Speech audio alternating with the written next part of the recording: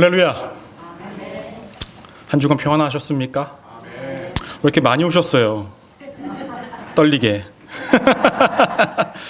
매주 더 떨리기를 주께 기도하고 있습니다. 지난주 월요일, 화요일은 태풍으로 인해서 저도 이제 사는 아파트에 이렇게 막 창이 흔들리고 그런 것들을 보면서 여기 진짜 태풍이 있나 보다, 심각하나 보다라고 이제 우리 성도님도 얼굴 뵐 수 있을까라는 걱정을 했는데 우리 성도님들도 건강하게 이 자리에 나오셔서 너무나 감사합니다. 무엇보다 태풍이 이렇게 지나갔네요라고 권사님들한테 말씀드리니까 우리 권사님들은 이건 아무것도 아니라고, 배가 좀 날아다니고 자동차가 좀 뒤집어야 그게 태풍 온 거라고 말씀을 하시더라고요. 그래서 나중에 한번 그렇게 배 뒤집히고 차가 뒤집히는 걸 한번 직접 보라고 말씀하시더라고요. 그래서 저는 이렇게 말씀드렸죠. 그거 안 보고 싶다고. 굳이 그걸 뭐하러 봅니까? 그냥 건강하고 안전하게 사는 게 최고인 것 같습니다. 우리가 이 자리에 내 발로 내 뜻으로 온 것 같지만 하나님의 그러한 보호하심 아래 우리가 있지 않는다고 한다면 우리는 이 자리에 올 수 없습니다. 믿으십니까? 우리는 여전히 그런 은혜 가운데 있고 오늘도 그러한 은혜를 하나님께서 주시기 위해 예비하셨습니다. 예비하신 모든 은혜 가득 받고 돌아가시는 우리 믿음의 성도님들 되시기를 주님의 이름으로 축원합니다. 우리 좌우 앞뒤에 계신 분들과 이렇게 인사하겠습니다. 오늘도 잘 오셨습니다. 잘 오셨습니다. 또 이렇게 축복을 해볼까요? 오늘도 은혜 가득 받으십시오. 네, 좋습니다. 오늘은 요한계시록 2장 1절에서 8절에서 11절까지의 본문을 근거로 서머나 교회에 보내는 편지라는 제목으로 함께 은혜를 나누고자 합니다. 말씀 제목 따라해 보실까요? 서머나 교회에 보내는 편지. 오늘 목소리가 엄청 크네요. 두세 번 시킬까봐. 좋습니다. 설교자들이 설교를 준비하면서 많이 신경 쓰는 부분이 어떤 부분인지 아십니까? 제목을 어떻게 정하느냐라는 거예요.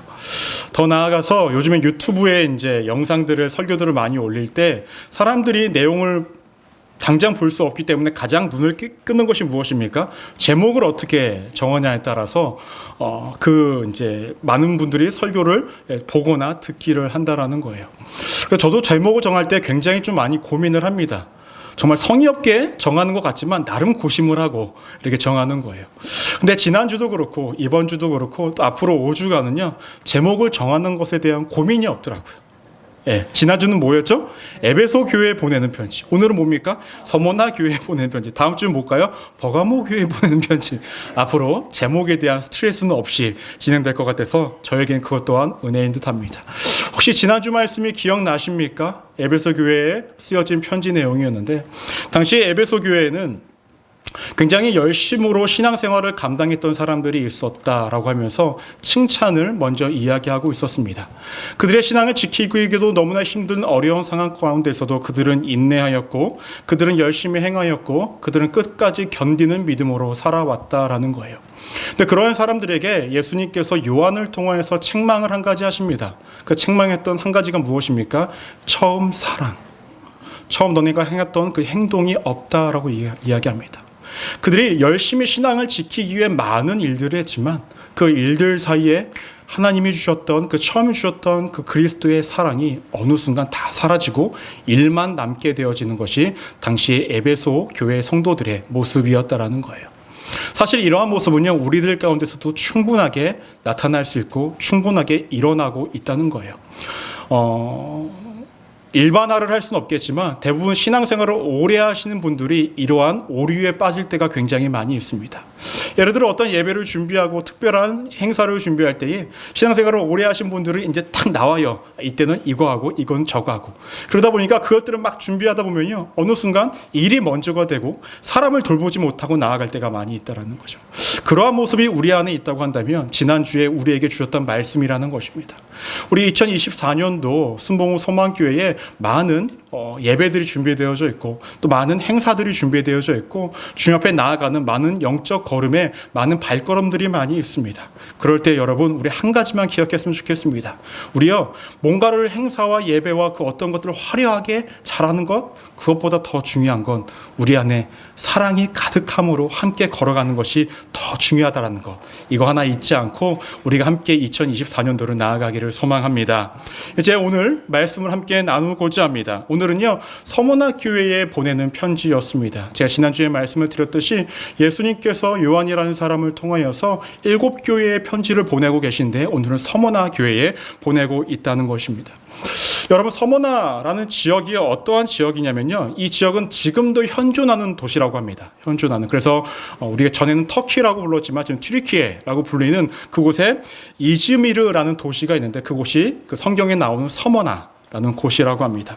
이곳에 특징이 있었는데 무엇이냐면 항구 도시였기 때문에 무역이 활발하였고 이곳도 에베소처럼 나름의 풍요로움을 유지했던 곳이었습니다. 더 나아가 에베소 다음으로 큰 도시였다라는 거예요.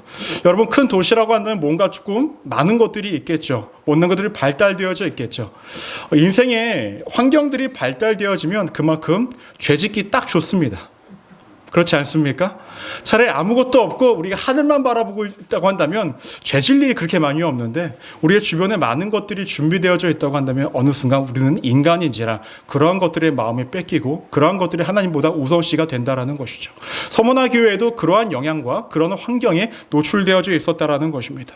더 나아가 이 서머나 교회 그 지역은요, 다른 것보다 로마 황제를 너무나 우상시하고 너무나 떠발뜨는 사람들이 많았다라는 거예요. 로마의 통치 아래 있었지만 이 서머나 지역에는 자치권을 줬기 때문에 그것에 너무나 감사하는 마음으로 로마 황제를 떠받드는 모습들이 이 도시에 있었다라고 성경에서는 이야기를 합니다. 더 나아가 이곳에는 어떠한 사람들이 있었냐면요, 유대인들이 많았다라는 거예요. 유대인들이 많고 이 로마 정부의 통치 아래에서 어떠한 로마의 황제를 떠받들고 있다고 한다면 이 가운데서 신앙생활을 하는 사람들은 어떨까요? 굉장히 고되고 어렵다라는 거죠. 먼저는 로마의 정치 세력들과 맞서서 신앙생활을 해야만 했습니다.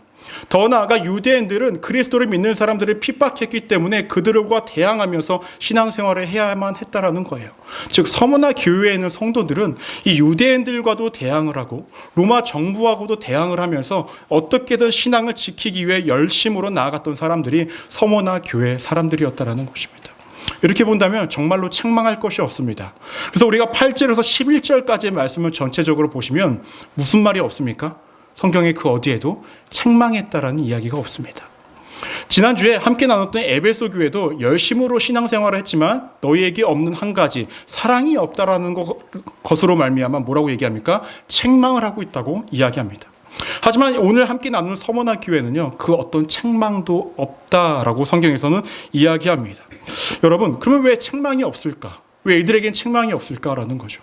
그만큼 신앙생활에 대한 열정과 뜨거움과 간절함과 온전함으로 잘 신앙을 유지하고 있었고 주님 앞에 온전한 나아가는 삶을 살아가고 있었다라는 거예요. 우리 교회가 서머나 교회와 같은 신앙을 갖기를 소망합니다. 하나님께 책망을 받지 않을 만큼 열심이 있고 뜨거움이 있고 간절함이 있고 우리의 환경과 상황 가운데 어떠한 어려움이 와도 우리는 믿음의 정도를 잘 걸어가시는 우리 믿음의 성도님들 되시기를 주님의 이름으로 축원합니다. 오늘 말씀 8절 말씀을 보시면 이렇게 언급하고 있습니다. 서머나 교회의 사자에게 편지하라. 처음이며 마지막이요 죽었다가 살아나신 이가 이르시되라고 얘기합니다. 지난주 말씀에도 1절에서 예수님이 어떠한 분이신지에 대해서 설명을 했었죠. 근데 오늘은 예수님이 어떠한 분이시라고 이야기를 하냐면 처음이요 마지막이고 죽었다가 살아나시니라고 예수님께서는 자신을 설명하고 있습니다. 왜 예수님께서는 이렇게 자신을 설명하셨는가라는 거예요. 여러분, 창세기 1장 26절 말씀을 보시면요, 우리 함께 한번 읽어볼까요? 시작. 하나님이 이르시되 우리 형상을 따라 우리의 모양대로 우리가 사람을 만들고라고 얘기합니다. 하나님이 사람들을 만드셨을 때 어떠한 상태로 만드셨다고 이야기합니까? 우리의 형상을 따라 우리의 모양대로라고 이야기합니다. 그래서 우리가 누굴까요? 삼위일체 하나님을 얘기합니다. 하나님과 예수님과 성령님이 함께 우리라는 그 형상을 통해서 우리를 만들었다라는 거예요. 즉 예수님은요, 신약 시대 때 갑자기 뜬금없이 등장하신 분이 아니라 이미 창조 전부터 존재하고 계셨던 분이기 때문에 처음이요 라고 이렇게 설명을 하고 있는 것입니다. 창세기 1장 1절 말씀을 보시면 이렇게 언급합니다. 태초에 하나님이 천지를 창조하시니라. 여러분, 태초에라는 말 자체도요, 이것이 오류입니다. 뭐냐면요, 아무것도 없는 상황입니다. 아무것도 없는 상황 가운데 누가 존재하고 계셨습니까? 하나님, 예수님, 성령님이 다 존재하고 계셨습니다. 때문에 성경에서 오늘 예수님을 설명할 때 나는 처음이다 라고 이렇게 이야기를 하고 있다는 것입니다. 어둠과 빛이 있기도 전에, 땅과 바다가 있기도 전에, 이 동식물과 그 어떤 것들이 존재하기 전에 그 처음에 누가 계셨습니까? 예수님이 존재하고 계셨다라는 것입니다. 여러분 세상 끝, 여러분 끝을 보실 수 있으십니까? 끝. 네. 끝은요, 인간 그 누구도 볼 수가 없습니다. 왜냐, 인간은 죽으면 자신의 인생은 끝이지만 세상의 끝을 보고 있는 건 아니기 때문에 끝을 볼 수 없습니다. 근데 그 끝자락에, 아니 끝 너머에까지 누가 계십니까? 예수님이 계시다라고는 이야기에서 말씀하고 있는 것입니다. 또 예수님은 뭐라고 이야기합니까? 죽었다가 살아나시니 라고 이야기를 합니다. 여러분, 예수님께서 십자가에서 죽으시고 부활하심을 믿으십니까? 진정으로 믿으십니까? 여러분들에겐 구원이 반드시 있습니다. 예수님께서는 처음이고 마지막이다. 그러나 난 죽었다가 살아났다 라고 이렇게 8절에서 언급을 했는데요. 처음이고 마지막, 죽었다가 살아났다. 이것은 여러분 지식입니까? 무엇입니까? 여러분들의 사고입니까? 아닙니다. 이것은요, 지식도 아니고 사람들이 알 수 있는 영역이 아니라 그저 믿음의 영역이라는 것입니다. 왜냐? 우리는 처음을 볼 수도 없었고 끝도 볼 수가 없습니다. 그리고 예수님이 죽었다가 살아나신 것도 우리는 현재는 아무도 보지도 못한 상황 가운데서 이것은 증명할 수도 없는 상황이라는 것입니다. 그러면 우리가 첫 번째로 기억하셔야 될 것은 무엇이냐면요, 교회와 성도는 믿음을 기초로 세워져야 한다는 거예요. 따라 볼까요? 교회와 성도는 믿음을 기초로 세워져야 합니다. 주중에 보내드린 큐티가 생각나시는지 모르겠습니다. 요즘 사람들은 증명되지 않는 것은 믿지 않으려고 합니다. 기억나십니까? 제가 정확히 기억합니다. 제가 썼으니까요. 금요일입니다. 네. 네. 그리고 과학과 같이 발달된 학문을 통하여서 세상의 모든 것들을 증명하려 합니다. 증명되지 않는 것들은 사람들이 믿으려 하지 않는 것이 이 세상의 사람들이라는 것입니다. 더 나아가 증명되는 것을 믿는 것이 합리적이고 그것이 옳다라고 이야기를 합니다. 근데 문제는 과학으로도 발달된 학문으로도 증명하지 못하는 것들이 너무나 많이 있다는 거예요. 여전히 이 세상은 증명되는 세상이 아니라는 것을 알 수 있습니다. 삼위일체 하나님도 마찬가지입니다. 그분은 우리의 지식으로 증명할 수 있는 분이 아닙니다. 그분은 오로지 우리의 믿음의 대상이라는 것을 우리가 기억해야 합니다. 우리는 단지 말씀에서 나오는 것들로 통해서 하나님이 어떠한 분이신지, 예수님이 어떠한 분이신지, 우리가 왜 구원을 받을 수 있는지에 대해서 조금의 비춰짐을 볼 수 있어서 그것을 따라가는 것이 우리의 신앙의 길입니다. 믿으십니까? 그렇다고 한다면 우리는 하나님과 예수님과 성령님, 성경에 나타나고 있는 이 모든 것들을 우리가 지식으로 이해하고 우리가 지식으로 받아들이는 것이 아니라 우리는 믿음으로 받아들여야 한다는 것입니다. 물론 예수님의 죽음과 부활은 당시에 살아있던 사람들은 직접 보고 직접 경험했을 수도 있습니다. 하지만 우리는 그 사람들이 쓴 이 성경과 그 사람들이 말하는 그 성경을 통하여서 우리는 그것을 믿음으로만 받아들여야만 하는 상황이라는 것입니다. 여러분, 신앙의 길이라는 것은 어떠한 것들을 내가 이해하고 내가 어떤 것들을 배움으로 끝을 맺는 것이 아닙니다. 믿음을 전제로 배워나가야 하고 믿음을 전제로 이해해야만 하며 믿음을 전제로 우리가 생각하며 나아가지 않는다고 한다면 우리의 그 믿음은 언젠가는 변질될 수밖에 없다는 것입니다. 여러분들에게 질문 한 가지 하고 싶습니다. 여러분들은 어디까지 믿고 계십니까? 예수님을 어디까지 알고 계십니까? 정말로 어디까지 믿고 계시는가라는 것입니다. 내가 믿고 싶은 영역, 내가 믿고 싶은 부분만 믿고 계시는 건 아닙니까? 아니면 정말로 성경에 있는 모든 것들을 다 이해하고 믿고 계십니까? 여러분, 이해하기 위해서 애쓰지 마십시오. 여러분들은 이해할 수가 없습니다. 지식으로 모든 것들을 꿰뚫기 위해서 애쓰지 마십시오. 그 지식으로 이것은 알아지는 것이 아닙니다.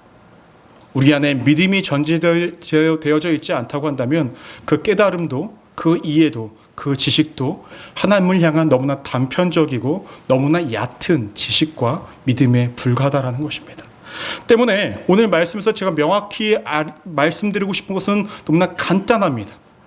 당시에 이 서머나 교회 사람들은 이러한 믿음이 없는 상황 가운데서는 그들의 신앙을 지킬 수가 없었다라는 거예요.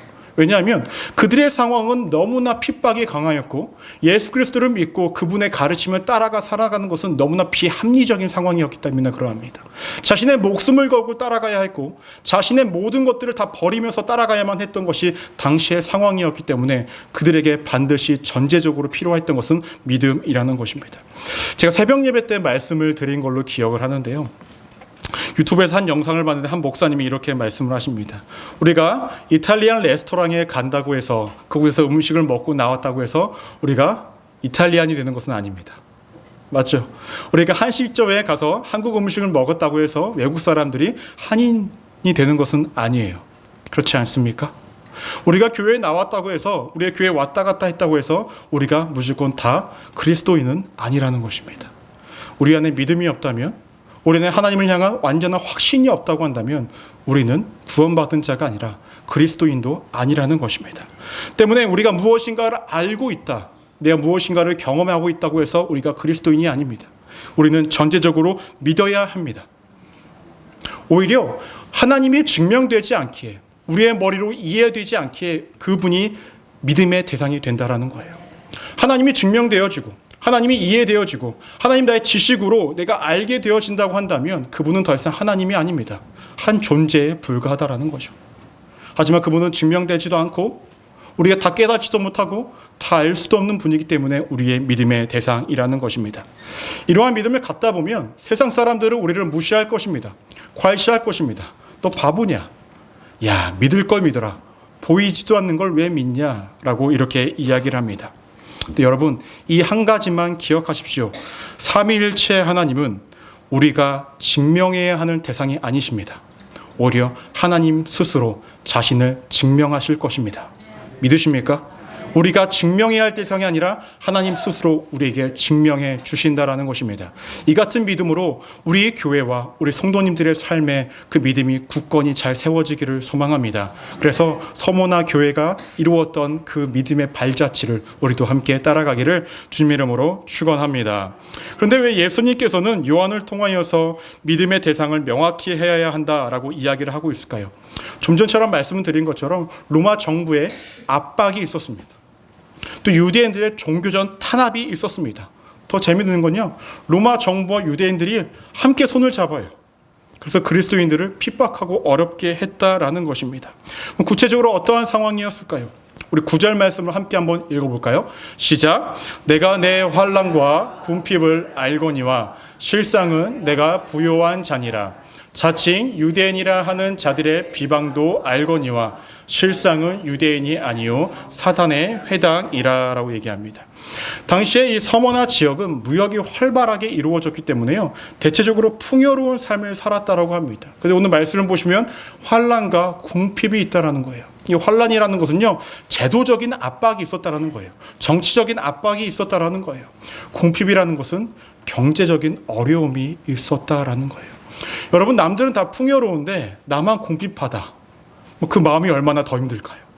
다 같이 힘들면 그러려니 하고 살겠는데 남들은 정말로 하나님을 믿지 않고 예수 그리스도를 믿지 않음으로 통하여 더욱더 떵떵거리며 행복하게 잘 사는 것 같이 보이는데 난 예수 그리스도를 믿음으로 통하여 내가 궁핍하게 살아간다 라고 하면 얼마나 더 힘들까라는 것입니다. 그러한 상황이 누구에게? 서모나 교회 성도들에게 있었다라는 거예요. 더 나아가서 자칭 유대인이라 하는 사람들이 있었다라고 얘기합니다. 이 사람들은 누구냐면요, 혈통적으로는, 육체적으로는 유대인이 맞습니다. 족보적으로는 유대인이 맞아요. 하지만 진짜로 유대인이라고 한다면 성경을 믿어야겠죠. 하나님께서 선지자들을 통하여서 메시아를 보내주겠다고 이야기를 했고, 분명 그 예언은 성취되어서 예수 그리스도가 이 땅에 오셨는데 그것을 믿지 않는다고 한다면 그들은 유대인입니까? 하나님께 선택받은 사람들입니까? 아니라는 것입니다. 오히려 그들은 신앙이 있는 자들이 아니라 오히려 신념만 남은 자들이었다라는 거예요. 자신들의 이익을 위해서, 자신들의 만족을 위해서 종교적 신념을 가지고 다른 사람들을 탄압했던 사람들이 누구냐? 당시에 육체적으로만 유대인이라 여겨졌던 그 사람들이었다라는 것입니다. 그들을 뭐라고 부릅니까? 사탄의 회당이라고 이렇게 이야기합니다. 더 나아가서 10절 말씀을 보시면요, 당시의 사람들에게 더 큰 고난이 앞으로 놓여졌다라는 거예요. 함께 10절 말씀 읽어보도록 하겠습니다. 시작. 너는 장차 받을 고난을 두려워하지 말라. 볼지어다 마귀가 장차 너희 가운데서 몇 사람을 오게 던져 시험에 받게 하리니 너희가 10일 동안 환난을 받으리니. 아멘. 이렇게 이야기를 합니다. 그래서 옥에 가두었다라는 것은요, 당시 옥에 가두는 이유는 간단했다고 합니다. 참소시키려고 했다라는 거예요. 그냥 죽이려고 했다라는 거죠. 이러한 일들이 반드시 있을 것이다라고 이야기합니다. 가난하게 살고 힘겹게 사는 것도 어려운데 앞으로 이러한 고난과 환난이 있겠다라고 하니 얼마나 서머난 사람들 입장에서는, 그 교인들 입장에서 얼마나 기가 찰 노릇입니까? 그래서 우리가 두 번째로 기억하여야 할 것이 있습니다. 무엇이냐면요, 믿음의 기초가 견고하여도 흔들릴 수 있다라는 거예요. 따라해 보시겠습니다. 믿음의 기초가 견고하여도 흔들릴 수 있습니다. 아까도 말씀드렸지만 서머나 교회 성도들의 특징 중에 하나가 무엇이었습니까? 책망받지 않는 사람들이었다라는 거예요. 그들에게는 엄청난 노력과 열심과 헌신을 통하여서 신앙을 지켜 살아갔지만 이들에게 주어진 현실은 환난과 궁핍이었고 많은 사람들의 핍박과 탄압만이 남겨진 삶 가운데 살아갔다라는 것입니다. 우리가 신앙생활을 하면서 한 가지 오해하는 것이 있다고 한다면, 내가 신앙생활을 잘한다고 한다면, 내가 믿음을 견고하게 갖는다고 한다면 그 누구도 나를 괴롭게 하지 못할 것이다 라는 생각을 한다라는 것입니다. 여러분, 그러한 생각 꿈에도 갖지 마시길 바랍니다. 우리가 신앙생활을 더욱더 열심히 할수록 경험해 보셨을 것입니다. 더욱더 큰 고난과 아픔이 우리 삶 가운데 다가오기도 한다라는 것입니다. 내가 신앙의 그 정도를 옳은 길을 내가 잘 걸어간다고 할지라도 영적인 어려움과 삶의 고난은 분명히 올 수도 있다라는 거예요. 더 나아가서 마음의 아픔과 힘듦도 반드시 올 수 있다는 것입니다. 하지만 하나님께서 원하시는 것은 무엇일까요? 너의 삶 가운데에 힘든과 어려움이 있어서 주저앉고 연약하게 그냥 조금 강한 어감을 쓰겠습니다. 자빠져 있지 말고 그 자리에 일어나 다시금 그 길을 걸어가기를 소망하시는 것이 하나님의 마음이라는 것입니다. 하나님은 우리들을 연약하게 내버려 두시는 분이 아니라는 것입니다. 하나님은 우리가 세상 가운데서 영적 강함을 가지고 그 어떤 상황과 환경 가운데서도 그 누가 우리를 괴롭게 한다 할지라도 이겨내기를 원하신다라는 거예요. 하나님이 우리를 양육하시는 방법은 어떠한 방법일까요? 입에 먹을 것을 이렇게 떠먹여주는 그런 방법일까요? 참 그러면 편할 거예요. 그렇죠? 떠먹여주는데 요즘에 어떤 사람들은 정말 대충 살자라는 영상을 찍어 올리면서 입만 벌려요. 입도 누가 이렇게 움직여주기를 원하는 거예요. 정말 대충 살자라는 거죠. 여러분, 하나님이 우리를 양육하시고 인도하시는 방법은 입에 떠먹여주는 것이 아니라요, 그 음식을 만드는 방법, 사냥을 하는 방법, 그것을 조리해서 먹는 방법을 알려주십니다.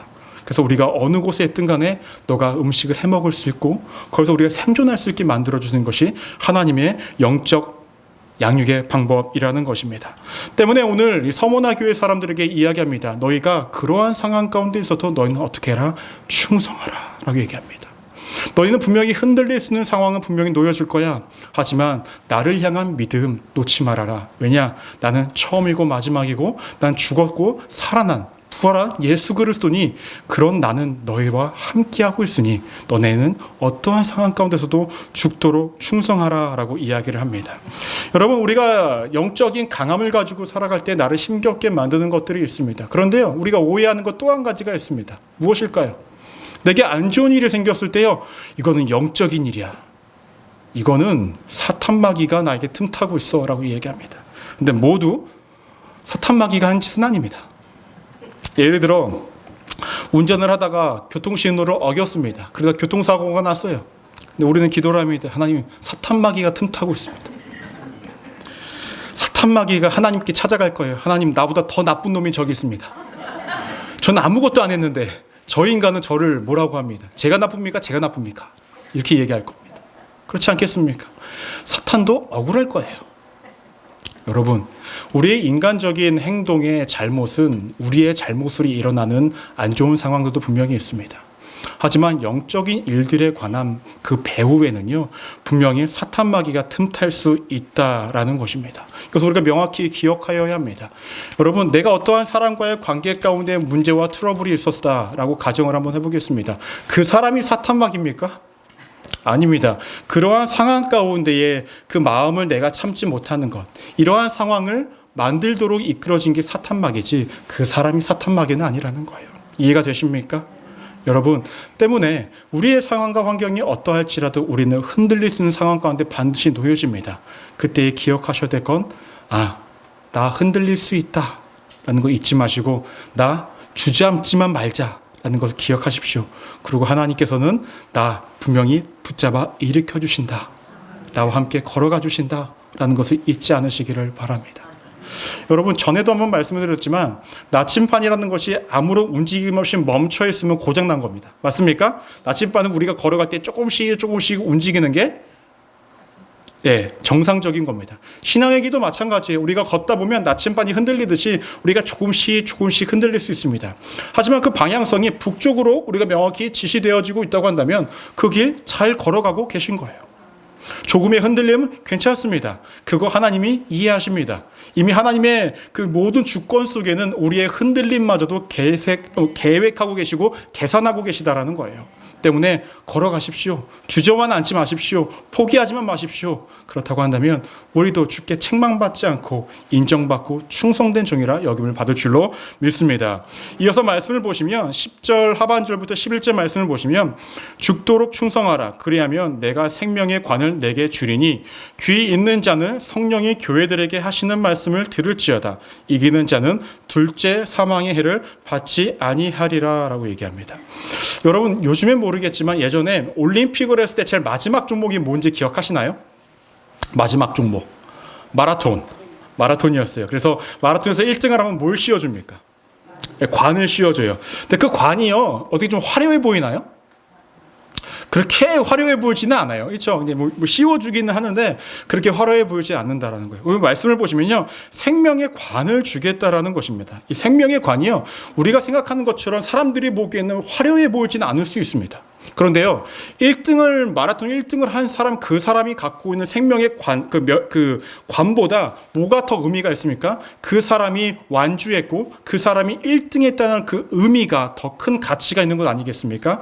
생명의 관도 마찬가지입니다. 세상 사람들이 보기에는 그 생명의 관이 얼마나 대단한 것이냐, 아무것도 아니다, 너가 믿음으로 살아가는 것 아무것도 아니다 라고 여길 수 있지만 그 의미와 그 뜻은 그 어떤 것도 비교할 수 없는 큰 가치, 큰 의미가 있는 것이 생명의 관이라는 거예요. 즉, 힘들고 어려운 우리의 믿음의 인생길 위에 우리가 이것을 잘 견디면 무엇을 받습니까? 생명의 관을 받는다라고 이야기합니다.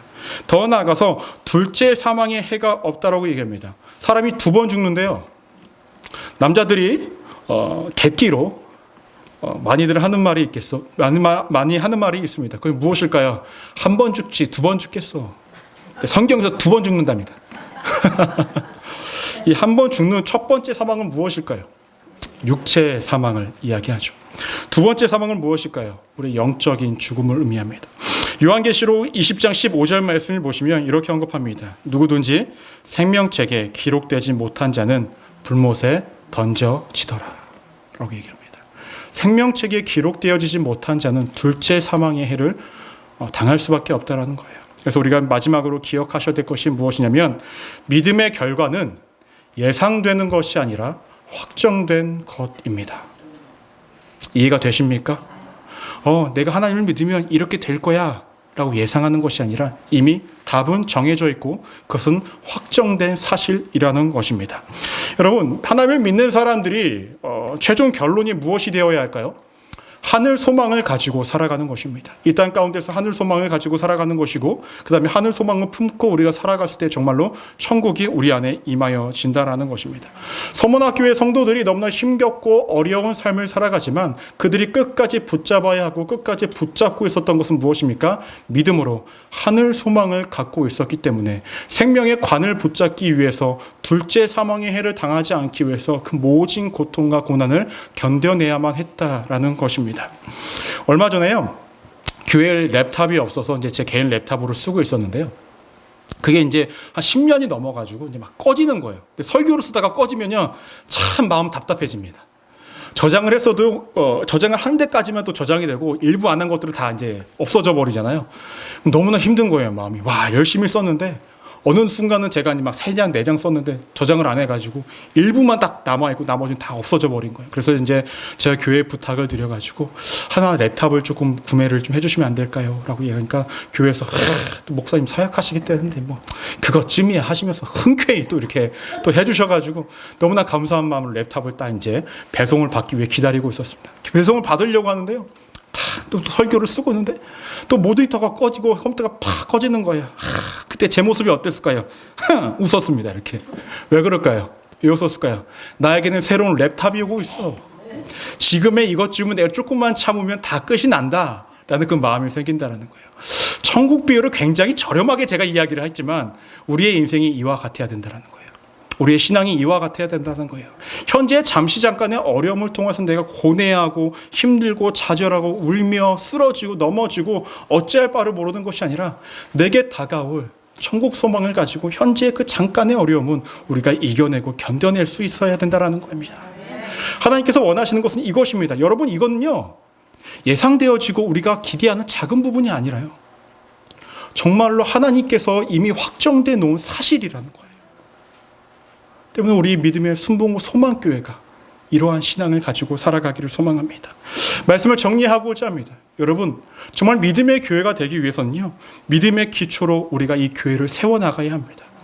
예수님은 처음과 나중 되시고 죽었다가 부활하시고 우리가 이 사실을 믿고 나아간다 한다면 우리에게는 구원의 축복이 있다라는 이 사실에 기초하여서 우리가 함께 살아가기를 소망합니다.